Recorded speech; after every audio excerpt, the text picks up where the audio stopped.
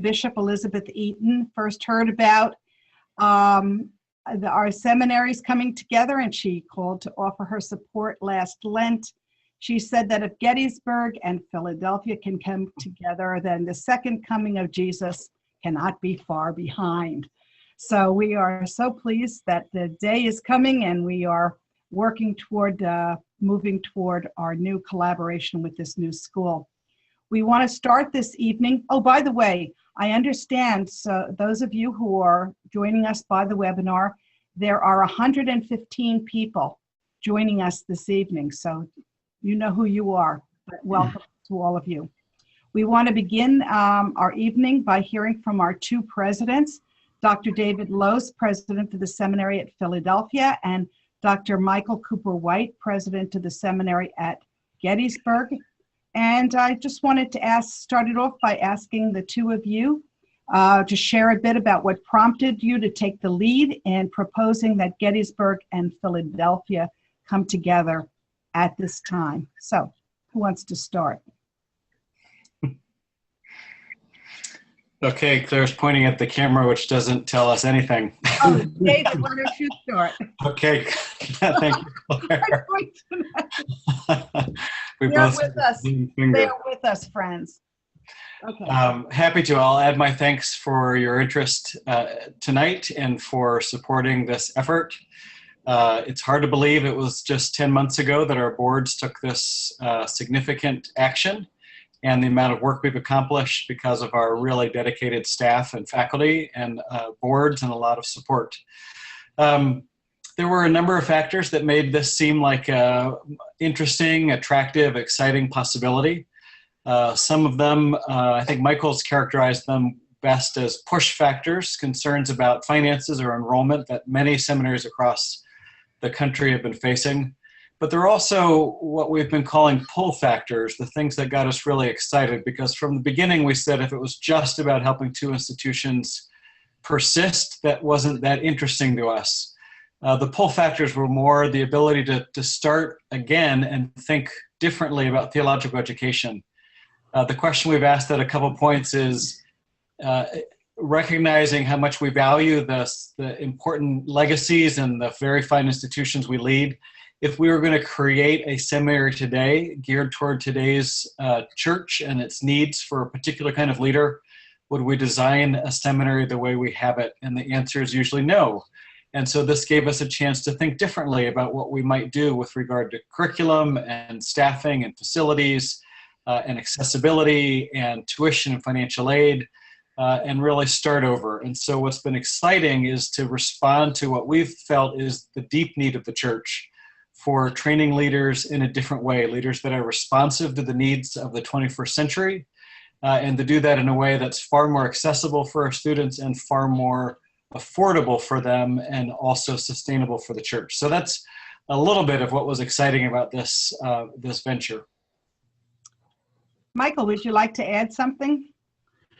I will, and again, I begin with thanks to all of you. I reviewed the list of our participants before we came online here, and a number of you I have had the privilege of handing diplomas to, and some of you are among our generous donors at both schools, and I know that all of you are interested in and praying for our future together as what will be known as United Lutheran Seminary. It was just over a year ago that I opened my email one day, and there was one from my colleague to the east saying, Michael, what if we thought more radically about the future? Our two schools had been collaborating more closely for a number of years through the Eastern Cluster and shared projects and a couple of shared staff and faculty positions. But David said, what if we thought more radically about proposing that the two schools become one united school? And I responded immediately saying, David, this is really an answer to prayer, because I had been convinced for some time that we could be stronger together, that we could continue to field together the faculty that would guarantee excellence in theological education and leadership formation. David has talked about the push factors. We were both, along with all of our colleague seminaries, experiencing lower enrollment, financial challenges. to the point where long-term sustainability was at question. And I had become convinced that by joining together, we could ensure a strong future. We could meet the current and growing leadership needs of the church. Currently, throughout the Evangelical Lutheran Church in America, there are 600 congregations that can afford to call a pastor but can't find one because they're not available.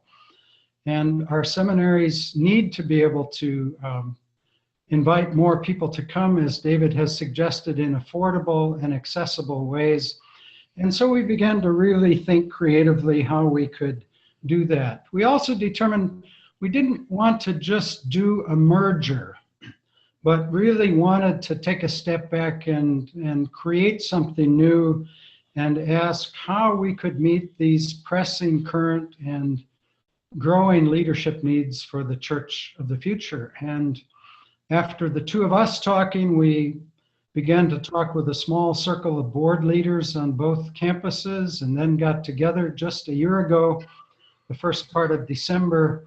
And all the way along, there have been unanimous votes of the boards of directors of both places saying, we think the church and God are calling us to do this. It was also encouraging that the ELCA's Conference of Bishops had encouraged the seminaries to think creatively about how we can better do our work on behalf of the whole church. Well, I'm sure we could talk a little bit more about your vision and the history of what brought us to this time, but this is a webinar and we have some questions that have come from people who have supplied them to us ahead of time, a few questions in advance. So let's start with those, open it up to our webinar guests as well a little bit later. The heart of the new school of our United Lutheran Seminary is our curriculum and staff and our faculty. So the first question that was submitted is, how is the work of the curriculum team progressing? And what are some of the features of the new curriculum? In other words, how is this going to be different? It's a great question, and it is really at the heart of what we're doing. A curriculum committee was formed as one of 8 working groups after the 2 boards voted for the schools to move forward in this process of unification, and began their work late last spring, and then more in earnest over the summer. This fall, that group then turned over the kind of skeleton of a curriculum and some of the major commitments to the faculties, and particularly, I should say, to the new United Lutheran faculty, which is drawn from the 2 faculties. And the faculty now has been taking ownership of that and fleshing out some of the courses, and we're pretty far along and on track to announce that in time to attract students and then implement it beginning next year. So there's a lot of things we could say about the curriculum, but 3 things I want to lift up in particular. One is that we've moved to what's often called a competency-based curriculum, which means that while students will have required courses to take and a certain number of courses in different areas, that the standard for graduation is not simply passing courses, but being able to demonstrate competencies that the church feels is important for its leaders. I'll focus a little bit on the Master of Divinity degree because that's the one we're furthest along. So we've been working with, through listening posts in our synods and congregations and in conversation with our candidacy committees and the ELCA candidacy committee to discern what are some of the key competencies that we need our leaders to be able to demonstrate. And so each course will be geared toward helping students develop mastery in those different competencies, and they will, over the course of their career, develop then or assemble a portfolio of evidence or artifacts or ways to show that they are indeed competent in these various areas that we think are essential for church leaders. So that's first, competency-based. Now, when you do that, of course, the way you name or articulate those competencies is everything. So the second thing I want to talk a little bit about is that the competencies or that the curriculum itself is lending itself to forming what I would describe, or we have been talking about, as formative leaders. And I would distinguish that from more a performative model of ministry. And the difference is pretty simple. In a performative model of ministry, what you're focusing on is what the particular pastor can do. And this is the way we've thought about leadership for a very long time. Ask any call committee, any congregation searching for a pastor, the call committee will list, we want a pastor who preaches really well, and who teaches, and who gives good pastoral care, and is a good prayer, and if she can walk on water, that's nice too. But the attention is almost entirely on what the pastor can do, and I think that's understandable. But we're recognizing in this particular day and age that we need something a little bit different. And so before we set to the task of designing the curriculum, we began to ask questions about what's going on in the larger culture and world. And the biggest thing we've identified is what we've all experienced, that the culture has pulled back a lot of its support from congregational life. Or to put it another way, the culture no longer has a vested interest in our congregations flourishing the way it did when political leaders from Ben Franklin to Dwight David Eisenhower actively encouraged Americans to go to church. In that kind of environment, the churches, our congregations, can't simply be spiritual destinations that people primed from the culture come seeking, but to recognize that in light of all of the demands on time and the attention, that people will come to church if, in fact, their faith informs their daily life and helps them navigate the rest of their lives well. Mm-hmm. And if that's the case, then congregations need to be places of equipping people, teaching the faith, but also equipping people to talk and act and think like a Christian. So formative leadership then is not so much what can the preacher do or the pastor do, but over 5 or 7 years, what can the congregation do? Is the congregation better at articulating its faith? Is the congregation better at caring for each other and praying for each other? So we're helping to form a curriculum that really focuses on training pastors who can empower congregations to live their Christian faith in the world. You can see I get excited when I talk about curriculum. Trust me, I could fill the rest of the hour talking about just this, but I'll stop there. And if there are other questions later, happy to return. Well, we talked about the heart being the curriculum and also the staff and the faculty. So let's move to a faculty question. What are the plans for the current faculty and staff? I'll start on that one. The majority we anticipate will continue on and be the first faculty and staff of United Lutheran Seminary, which, by the way, officially comes into being on July 1st of 2017. So we continue as the 2 schools throughout this academic year, and our seniors will graduate from Gettysburg and Philadelphia respectively in the spring. But as I said, the vast majority will, we anticipate, continue on. Of course, when you're in this kind of transition, folks are weighing their own options. They're in their own discernment. Some of us, and I do say us, will be retiring with the advent of United Lutheran Seminary. The most difficult part of the process is that we do anticipate having to say to a few dedicated, committed folks that there will not be a place for them in United Lutheran Seminary. One of the first work groups that was organized is called Employee Transition. And that group has been giving keen attention to how we can support our staff and faculty through this time of transition and uncertainty. They've taken measures to ensure that we have adequate benefits in place. Both boards have committed funds to a pool that would make available continuing medical care coverage for a period of months, should that be necessary. We have aligned our 2 personnel policies, so there will be severance should that be required. And both schools also named at the beginning of the current academic year pastors to the transition, to attend to the spiritual well-being of students, faculty, and staff on both campuses.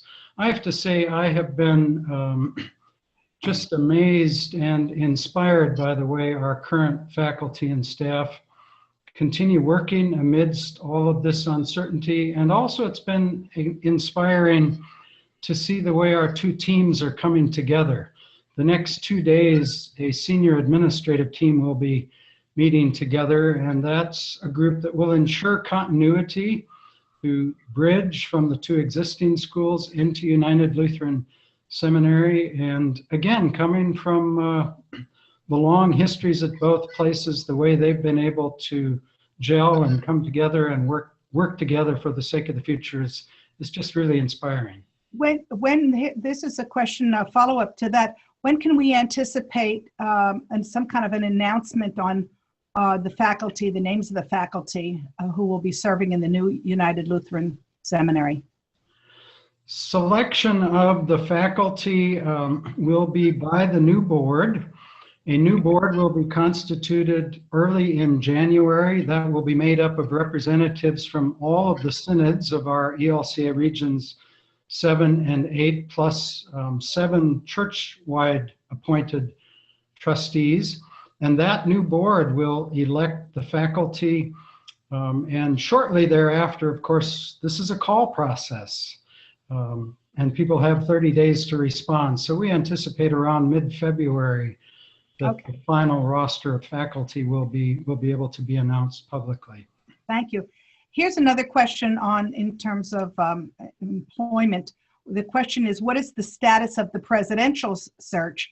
But I'd like to jump in here and answer this question because I'm on the presidential search committee, and our first meeting of the whole committee was yesterday, and we had a very productive meeting. What I can say about it is that the minutes and the action items will have to go to the transition team, which is meeting next week. And soon after the transition team receives the information and approves it, it will be in the coming weeks disseminated and made public. So that's all I can really say about the presidential search committee, except that it's going well, and everyone who was asked to be there was very, very anxious to work and in good spirits yesterday. Claire, if I could add just one thing to that. We're casting, from what I understand, the nets are being cast as widely as possible. And so folks who are listening may have persons in mind that would be good leaders. They may know other folks that could make references. And I think these are the weeks where we want to let the word go out far and wide and solicit as many names of interested, capable leaders as possible. And the next 2 weeks, the job description will be posted, but we'll have to wait till after the transition team approves it. Okay. I just want to go to a question that about money. Somebody wrote in, I've designated a sum of cash in my will to be left to Philadelphia Seminary, but it could be to Gettysburg as well. How will the new school affect my legacy planning? That's a great question. I'll start out on it.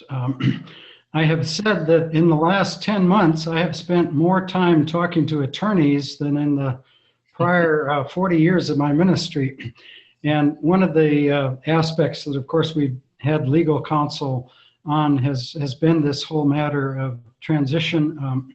Any current restricted funds, donor restricted funds, will be honored. They can only be used for the purposes for which they were originally given, and future gifts the same. One of the decisions that had to be made early on in the process surrounds our foundations. Both schools have separate endowment foundation corporate entities, and we've determined to keep the two in place for a transitional period. That will ensure plenty of time to communicate with all of our many donors so that they can make appropriate changes in their wills and other documents. But beyond that, most wills are written to the effect that my gift goes to Philadelphia Seminary or its successor. So we have high confidence that donor intent will be able to be maintained in the future, and all of those endowed faculty chairs and so on will live on into the future of United Lutheran Seminary, as will all of the restricted scholarship funds and so on. It's also been encouraging. Just in recent weeks, we have had more people at Gettysburg come to us and say, I want to establish an endowed scholarship to help support this new venture. We've had more of those kinds of declarations of intent and even outright commitments in the last few months than I've experienced in my prior 16 years. Michael, stay on for just a moment because this is a follow-up question. A synodical treasurer of one of the synods in Region 8 asked this question: We recently set up a seminary scholarship endowment fund with LTSG Gettysburg to be matched dollar for dollar up to $100,000. Since it's legally established with the Gettysburg Seminary, how will it be handled in the future? Can you address that, please? Sure. Again, it will simply live on into United Lutheran Seminary and be used only for the purposes for which the scholarship is committed. Donors can have confidence not only in our own integrity and the fact that we have rigorous audits every year, but within the next few weeks, our attorneys will be presenting to the Attorney General of the Commonwealth of Pennsylvania an extensive document. We have gone through the hundreds of endowed funds held by both schools, scrutinized every one, and before the Pennsylvania Department of Education will sign off on the consolidation, they and the Attorney General's office have to be reassured that we are stewarding all these funds appropriately and according to donor intent. Good. Well, I'm going to move to another subject, if you don't mind at this point. We know that the Church of the Future needs many pastors, and so we want to see how this new endeavor, the United Lutheran Seminary, will be able to attract students to the new school. So in what way will the United Lutheran Seminary be marketed to ecumenical students in both the Philadelphia and Gettysburg campuses, that is the non-Lutheran students? Can one of you speak to that, please? Yeah, happy to. At Philly, we've been committed for years, and I know Gettysburg is also, to being a seminary for the region that we're in. And if you look at the ATS, Association for Theological Schools, their data suggests that the most important factor when students choose a seminary continues to be proximity, which means if we're going to flourish as a seminary, we need to be not only strong in our own confessional background, but also be open to and receptive to the students that God provides us from a variety of Christian traditions. And I think that's been incredibly important too and fruitful in my experience at Philadelphia, both as a student and now as president. And it will continue to be vital for United Lutheran Seminary for a couple of reasons. One, it's our calling to be faithful and responsive to the context we're in. Lutheranism was not started or intended by Martin Luther to be its own tradition. It was meant to be a reforming element to the church. And we can only do that and be that if we're in conversation with the rest of the church. It also makes for a far more dynamic learning experience for students that come in and are challenged to articulate and own their own beliefs in conversation with Christians from a variety of different traditions. And so I know that commitment to ecumenism makes the classroom more exciting. And third, it's in Lutherans' interests, not only in the interest of Methodists or Presbyterians or AME or Baptist to have a seminary, but it's in the Lutheran Church's interest, so that our leaders are from the beginning of their ministries really familiar with, respectful of, engaged with the traditions of the churches around them and have a history of being able to work effectively with them. So that's been a really important part of our legacy and will be an equally important part of the future of United Lutheran. We want to get to some of the questions that our participants in the webinar are thinking about, so I would like to remind the participants to use the chat to start submitting your questions. We're going to get through a few more that have been already submitted, but then we want to leave some time for our participants. So following up on that, what changes in the curriculum are planned for the distributed learning students? I don't know if the curriculum will be the same curriculum with variations related to polity courses or particular confessions of different traditions, but it's one curriculum. I think what's different about the distributed learning is it allows students for whom it is just really difficult to relocate to a campus because of the work they're already doing in a church, or perhaps it's their spouse's work and income, or where their kids are at school, or whatever the reasons might be. It makes a pathway to earning an MDiv possible by allowing them to take up to 2/3 of those courses online and 1/3 of those courses in residence, typically in residential intensives. So we launched a shared DL, that is Gettysburg and Philly, even before we made the commitment to become one school, had committed to sharing a program. And in its first year, we had 15 persons apply and be accepted into that program. So it's one of the variety of ways we're trying to respond to the needs of persons who would like to lead in the church, but have a variety of challenges doing that. And by making our curriculum more accessible this way, we hope also to meet the needs of the church for more leaders. So what financial incentives will be offered to our own Lutheran students and to the ecumenical students? Can you say a word about the financial incentives? I'd like to say that the Southeast Pennsylvania Synod has seen an increase in students wanting to go to the seminary by a third this year alone. But I'd like both of you to speak to that just a little bit. We announced last spring that the two existing schools, even before United Lutheran Seminary is born, would be offering full tuition scholarships to all full-time residential ELCA students. We had some reserved funds that made that possible for a couple of years. Beyond that, we're going to need even more generous donors, responses from those many folks who are eager to help seminarians get through and be able to enter ministry without huge indebtedness. As far as ecumenical students, we're also seeking to be as generous as possible there. Many of these students come from congregations which have the capacity to support them, and so we've offered to match funds initially. Certainly we'd have the goal of being able to offer to all students in the longer term future full scholarships, and we have that capacity depending on what the admissions fluctuations are going to be from year to year. Here at Gettysburg, partly I think in response to that offer of full tuition scholarships, our admissions this past fall were double the number that they were the previous year. Now, all the ELCA seminaries have been at lower enrollments than we'd like to be, but this to me in a time of transition where there's a certain vulnerability has been really encouraging. It's also been exciting to get to know these new students because many of them are saying, we're here not in spite of the change that's happening, we're here because of it.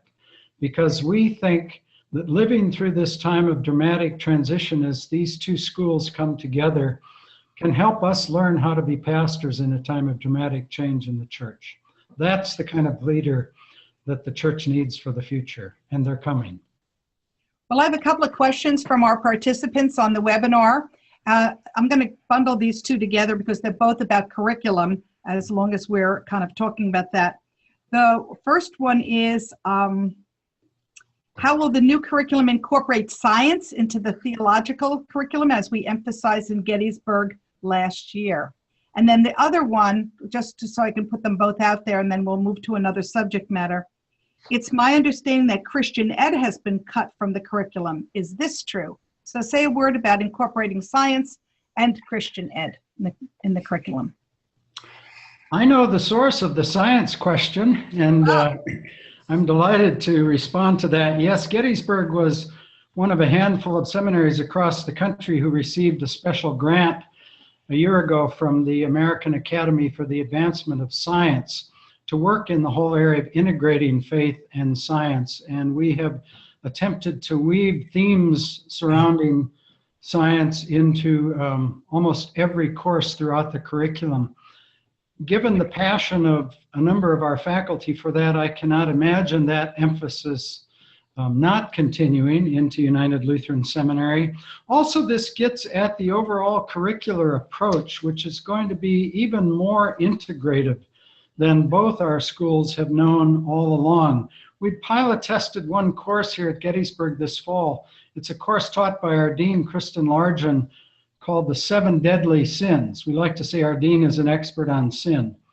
And it's not taught only by her. She's not the only expert on sin at Gettysburg Seminary. Oh, good. Rick Carlson, our New Testament scholar, came in and taught a session on the New Testament understandings of sin. And then before they finish the course, each student will preach a sermon And that sermon will be listened to and graded by Angela Zimmern, who, in addition to being our Vice President for Advancement, teaches homiletics. So that kind of integrative approach, weaving in science, another emphasis here at Gettysburg has been more attention to prison ministry, to equipping congregations to welcome those coming out of prison. All of the kinds of emphases we've had in the Urban Theological Institute at Philadelphia and the Town and Country Church Institute here at Gettysburg, I'm quite confident are going to live on. And as David mentioned earlier, the faculty now of United Lutheran have held 2 sessions. They have a 3rd planning session before Christmas and are fine-tuning the initial course descriptions and outlining the curriculum for the first 5 years of United Lutheran's life. Claire, I'll just add something quickly related to the Christian ed question. I think it's important to say there are no elements of traditional curriculum that are being cut, including Christian education, but they're all being reimagined of how they work together. Our faculty, by and large, come to teach at a seminary out of a particular discipline, New Testament, Old Testament, systematics, church history, homiletics, whatever it might be. And we have for years organized our curriculum around those disciplines. You take a certain number of New Testament, church history courses, and so on. And what we're recognizing is that almost no other leadership curriculum functions that way, because to be a leader really is to integrate those. And so I don't think there'll be any loss of academic rigor. I don't think there'll be any loss of traditional subjects. But we will try to invite students into integrating those from the beginning. So as a further example, I've wondered what would it be like to teach a course on prayer that explores some of the systematic or historical roots, or perhaps a Bible professor will talk about the Lord's Prayer or prayer in the Bible. A pastoral care professor will think about how prayer influences or comes into play in a variety of pastoral care settings. But maybe the homiletics professor also has students as an assignment plan out a sermon series on prayer, which doesn't only have the goal of talking about prayer, but actually teaching their people to pray and making room in the sermon for them to practice praying. I mean, I've been amazed that one of the things most Lutheran adults are most uncomfortable doing is praying out loud for each other. And yet what a powerful thing if a majority of the folks in our congregations, when they saw a sibling or a coworker or a colleague or friend struggling, would be able to turn and simply say, "May I pray for you?" So again, thinking about competencies, thinking about how do we integrate different disciplines to create full-bodied, full-rounded leaders. And that's really what's at the heart of the curriculum. I'm going to move us along to more practical questions about the campuses. So the first one is, what is the status of both the Philadelphia and Gettysburg campus? I heard that some real estate deals are in the offing, but I'd like to know the facts. That's from an anonymous person. I don't know who sent that. Maybe a realtor sent that in. Say a word about the properties. Well, why don't I start this one, Michael, and you can add. From early on, we had a commitment to keep a presence on both campuses. We felt that that was responsive to what we were hearing from our constituencies. We're also, again, aware that a lot of the data suggests that proximity is still a really important factor. So if we had decided to close one or the other campuses, there's no guarantee that whole student body would come to the new one. And in fact, if we can make this work, by living into these campuses and having them be more sustainable, it might be the model for how we imagine reaching beyond Pennsylvania to some of the regions that we relate to, but have a harder time being present at through the present satellite campuses with congregations and things. We'll see. In the meantime, though, I think both schools are aware we have large campuses, and sometimes it's challenging to keep all those campuses and buildings up.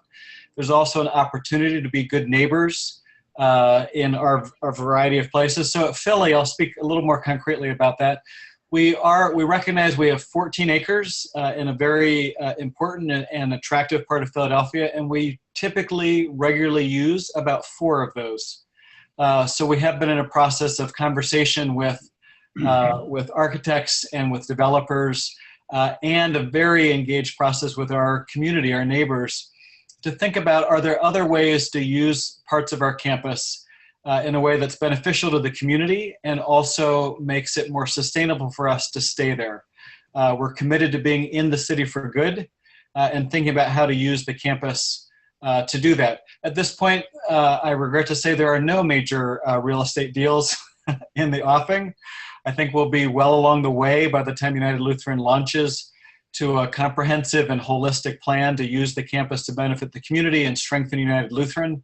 But this is complex, and this could take a couple of years till we really know where we're at. But we feel good about the input we've had, the relationships we have with the community, and the potential for this to really strengthen United Lutheran to be sustainable for a very long time. Michael, what say you? Yeah, I would just add to what David has been saying, or maybe summarize it. We do have rich resources in both these historic beloved campuses, and the incredible diversity of context from urban Philadelphia, the 5th largest city in the country, to Gettysburg and all that that means. It would be a huge loss to lose either of these campuses, but for the sake of sustainability, we do have to steward both of them in much more efficient ways, and we are doing that here at Gettysburg. We likewise are in some very exciting conversations. We've made some bold moves in recent years. We created the Seminary Ridge Museum, which now brings 20 to 30,000 visitors to our campus every year to engage in that world-class museum. We have entered a partnership with Gettysburg College. When our enrollment patterns changed, we didn't need all our student housing. So Gettysburg College now rents one of our student housing facilities, and that generates $250,000 income per year. We're going to continue to explore those kinds of partnerships with other ministries of the church. I think there's one thing I can state confidently, even though many things are not in our hands. I doubt there will be a Trump Tower built on either campus anytime soon. We're going to steward these campuses in missionally appropriate ways. We're a little more frugal, huh? Is that what you're trying to say? We are now getting many new questions coming in, so I'm going to move us along. I drove tonight from Philadelphia to Gettysburg. I'm sitting in an office in Gettysburg, so the question that I'd like to lead with here is, how will transportation issues be addressed for the faculty and for the students? How will the transportation be addressed? It was foggy tonight. It was foggy too, driving tonight. Those who know me well know that I'm a pilot. So finally, after 16 years, maybe I can convince the board to get that Learjet. Yeah. What do you think, Claire? You're going to be a board member. Well, I won't be riding in the plane. No, we do realize this is a challenge, but we're in a new day from previous eras when this kind of move had been considered at a number of points. Technology really has changed the world. It's changed pedagogy. It will be possible for a professor to be in a classroom on one campus and folks in the smart classroom on the other campus to be in that same environment. And then the following week, the professor may drive to the other campus. We do see the faculty being transported more than the student body. David has referred earlier to hybrid courses, to intensives that will be taught in a variety of kinds of formats.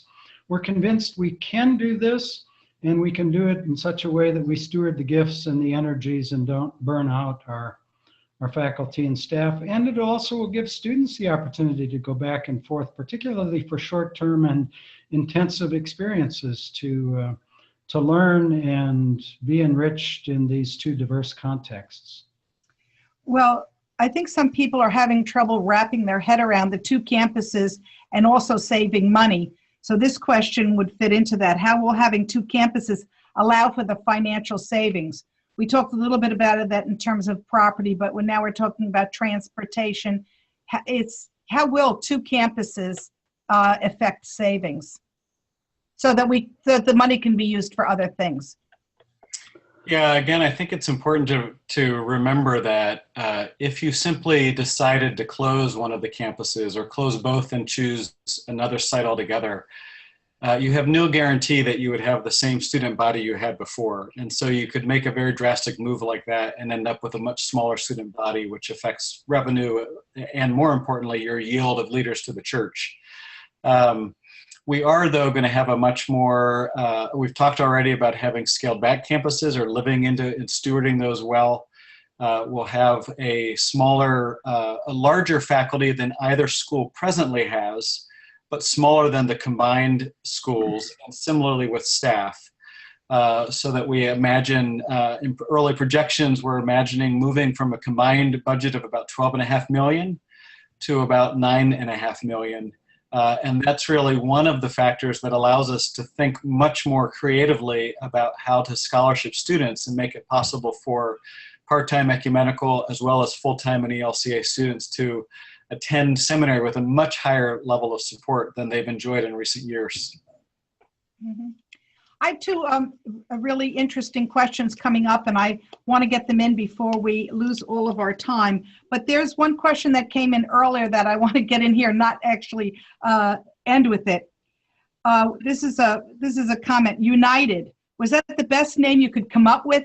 United Lutheran Seminary. It strikes me as boring and says nothing beyond the obvious. So, okay, let's talk a little bit about the name. We have to wrap our heads around that, and we have to get used to saying ULS. And so say a word about how did the name United Lutheran Seminary get proposed? Well, boring and obvious might also mean enduring. We've all known lots of churches and other entities that have come up with creative names, and they may not endure over time. There were more than a dozen names that were suggested and very seriously considered.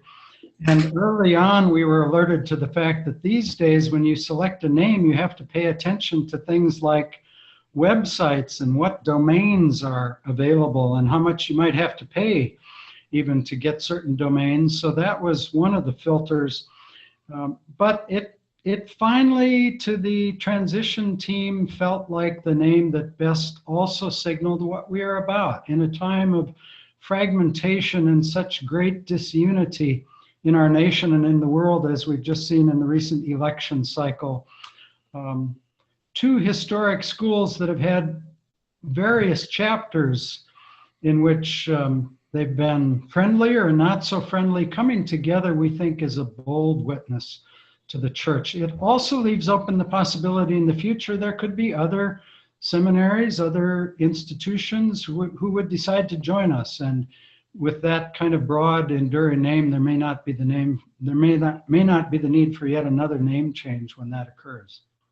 What I liked about it is that it didn't have Pennsylvania in the name, which leaves us open for the future as well. That was another factor. We did not want to limit ourselves geographically in the way we have both been historically, and many other seminaries are. David, do you have something to add to that? Yeah, we really didn't want to be regionally limited. We want to serve the whole of the country, the whole of the church, the whole of the world in a lot of ways. I think, too, if you've been paying attention to the sports scene at all, one of the advent in recent years is the British Premier League and football, soccer across the world. And United is a pretty strong and durable and also exciting name. So Manchester United or some of the other great United teams. And I love the idea of a Luther Bowl team being, Lutheran United. So next year, look for the scarves and the jerseys and the banners. I think we've got a pretty winning combination and excited about that name. And what it says about this moment, it says it's something about our commitments, and it also says something about what we're hoping the church will live into also. Jesus' prayer from the beginning was that the church may be one, and we are continuing to unite and invite others to join us as well. And we're eager for suggestions on what the school colors should be. Okay, that's good. That would be a contest in itself. So the last two questions, because I want to leave some time for any closing remarks, are interesting. I'm gonna end with a future question. I know you both would love to answer that, but here's one about lay education I think is very important.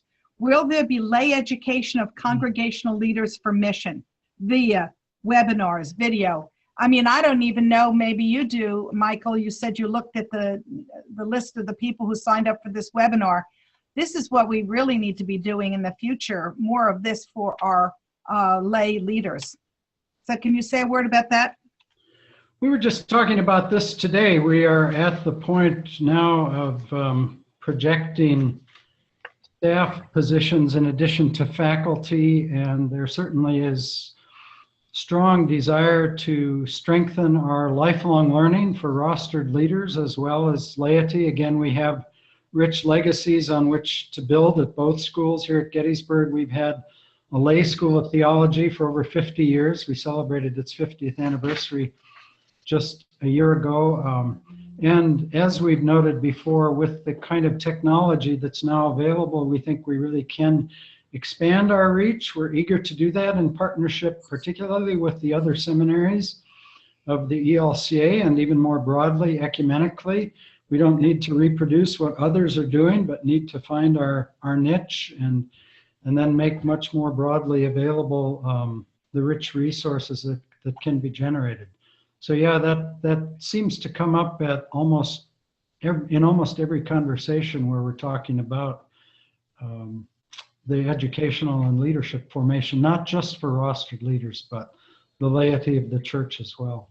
Well, I'm recalling St. Paul, in speaking to the Ephesian church, said the mission of the church is to equip the saints for the work of ministry, for building up the body of Christ. So certainly, as David was talking about a more comprehensive curriculum on competencies, then equipping the laity is going to be something that we all work toward to make it a rich and make everybody ambassadors for Christ, not just the professional leaders.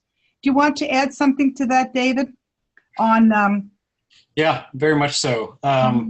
The role of the function of seminaries to educate pastors has been incredibly important and will continue to be important. But I think without a doubt for a seminary to thrive and survive in this day and age, we need to imagine that seminaries really are centers for theological learning. For those seeking professional leadership, for those already in professional leadership through lifelong learning, and for the whole of the church in lay education. Part of what we're asking, what we're trying to reimagine, is to think about seminary as a much more cooperative experience. We're trying to say to students, by giving them so much more financial aid and full tuition scholarships, that they're not paying for or earning their training in a traditional sense. They're receiving it as a gift of the church, a gift they're going to pay back over decades of their career. And we're saying to congregations, not just to sponsor their particular student, but to invest in the leadership of the church for the future. If we're going to do that successfully, we also need to demonstrate how we are a living partner and resource to them as well. And so reaching out through websites, through podcasts, through webinars, by building into expectations of our faculty to spend time with congregations, synods, and camps.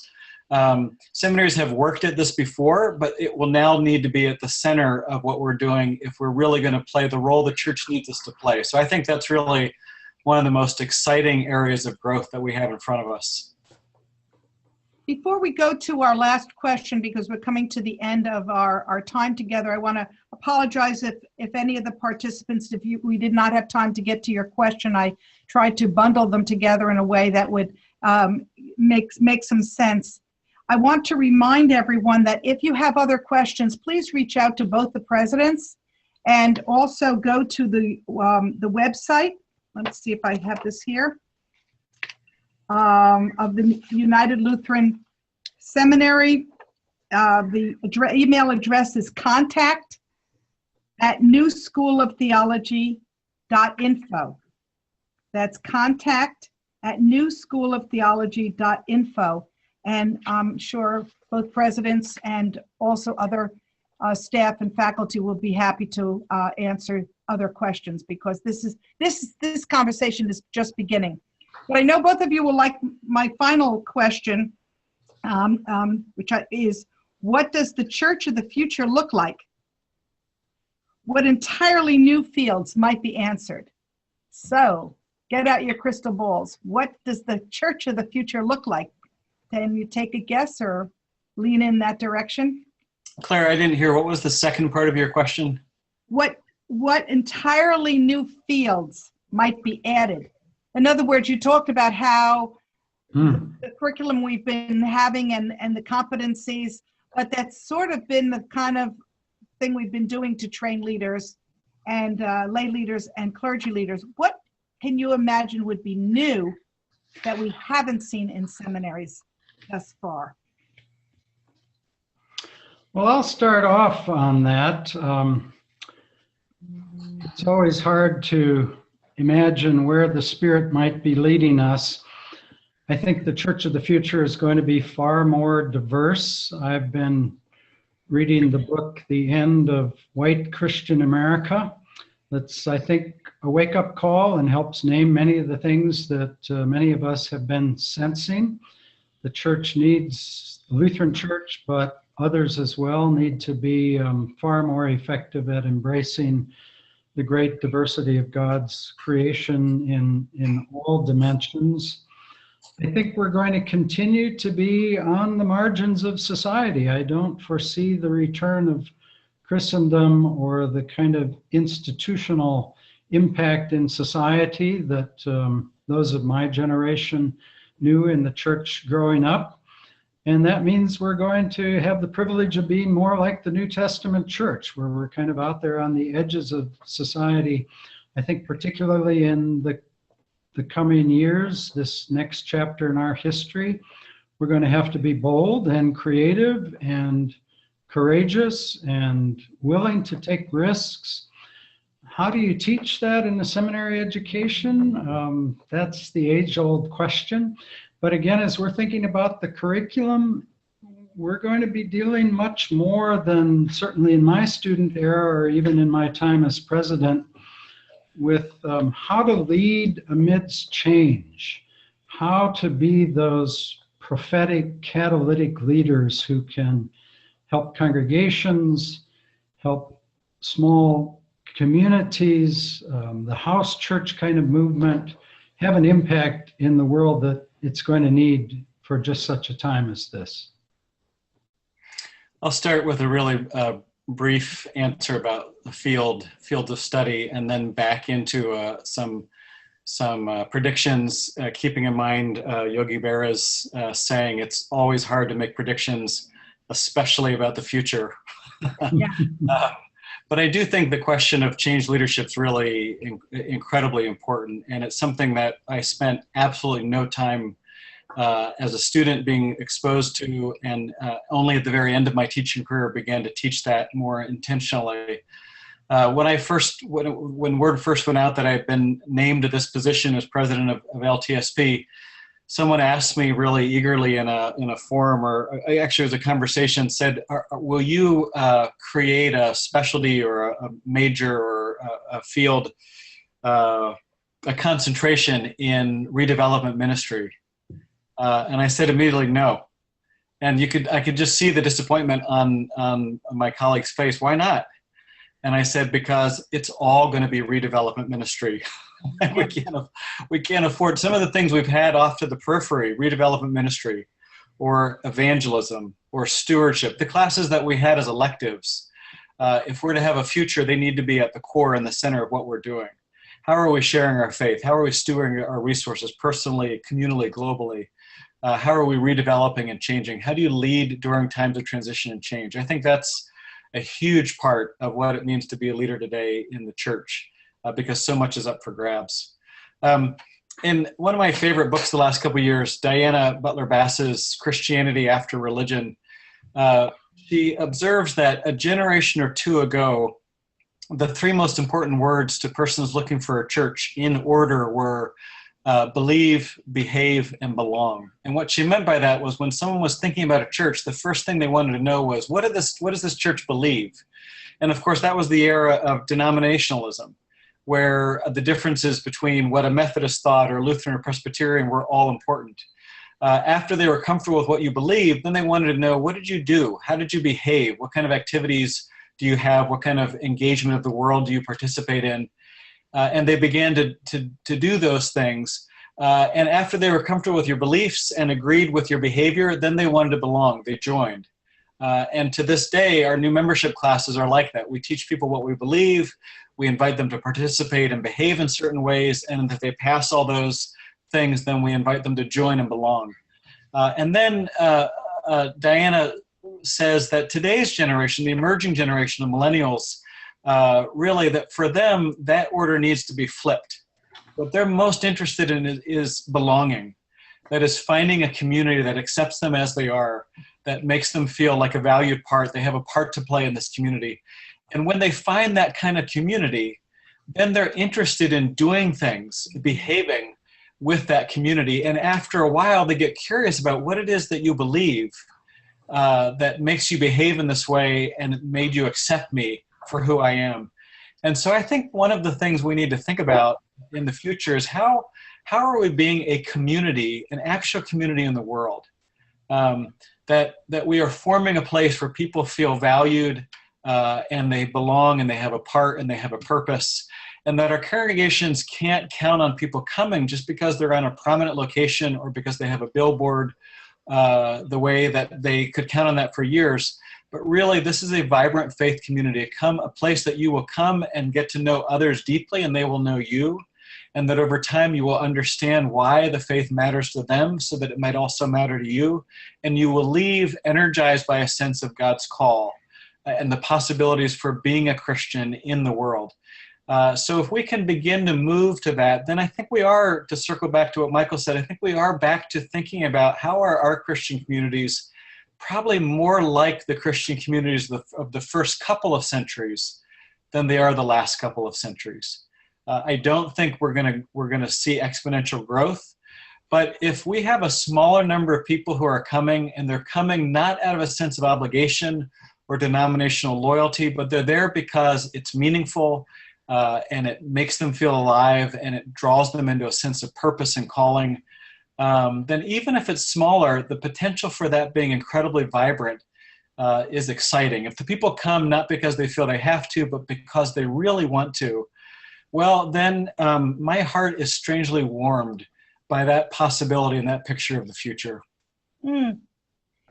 Well, we're running out of time, and I want to first of all thank both of you for your incredible enthusiasm and contagious optimism for the future of theological education. So thank you to you.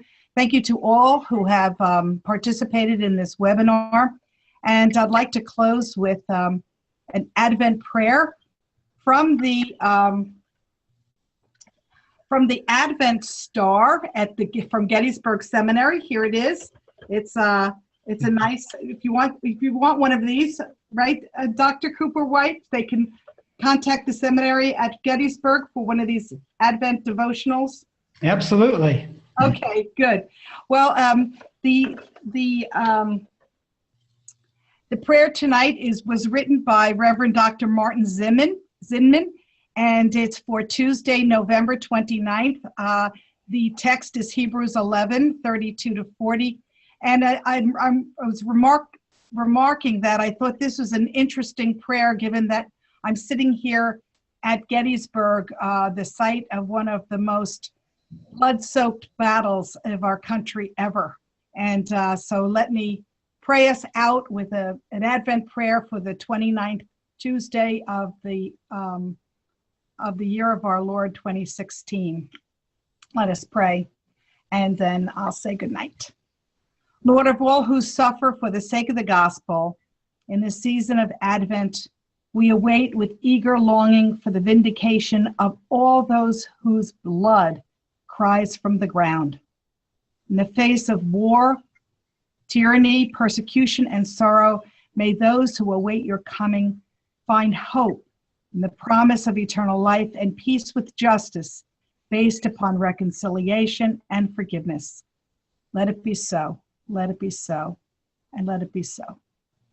God bless us all, and thanks for joining us. And I don't know, maybe we'll do it again. What do you think?